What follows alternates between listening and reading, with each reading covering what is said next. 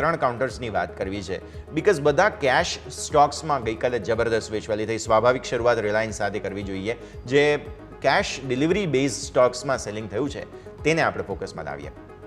સૌથી પહેલાં Reliance sir, ગઈકાલે હેવી સેલિંગ થયું.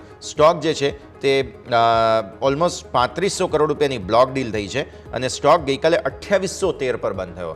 આ લેવલ લગભગ મને યાદ નથી કે ક્યારે છેલ્લે આવ્યો હતો. એક વખત ચાર્ટ પર સમજાવો સર, છેલ્લે ક્યારે 2800 પર હતા આપણે? અને જે સાઇઝેબલ સેલિંગ, બોનસ આવવાનું છે, ઘણું બધું લાઇન્ડઅપ છે અને અહીંયા બોનસ આવે એ પહેલાં જો કોઈને વેચવામાં રસ છે, મતલબ સાફ છે કે એમને પ્રોફિટ બુકિંગ કરવું છે, બોનસ આવવાથી કોઈ મતલબ નથી. કમેન્ટ. ડેફિનેટલી યશ, તો રિલાયન્સમાં ડેફિનેટલી આપણને એક સારો એવો પ્રાઇસ કટ જોવા મળ્યો છે. કાલના ટ્રેડિંગ સેશનમાં એક વોલ્યુમ સાથે હેવી સેલિંગ આપણને જોવા મળ્યું છે અને નિફ્ટીના જે ફોલ આપણે કાલે જોયું એમાં પણ સારું એવું કોન્ટ્રીબ્યુશન રિલાયન્સનું રહેલું છે. ડેફિનેટલી આપણે જે ઇલેક્શનના રિઝલ્ટ જોયા હતા ત્યાર પછી આપણને આ લેવલ પહેલીવાર જોવા મળ્યું છે.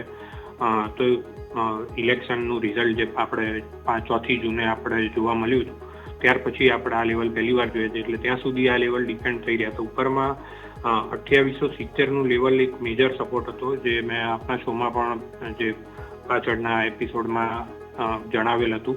એ લેવલ ગઈકાલના ટ્રેડિંગ સેશનમાં બ્રેક થઈને નીચેની સાઈડ આપણને એક બ્રેકડાઉન જોવા મળ્યું છે.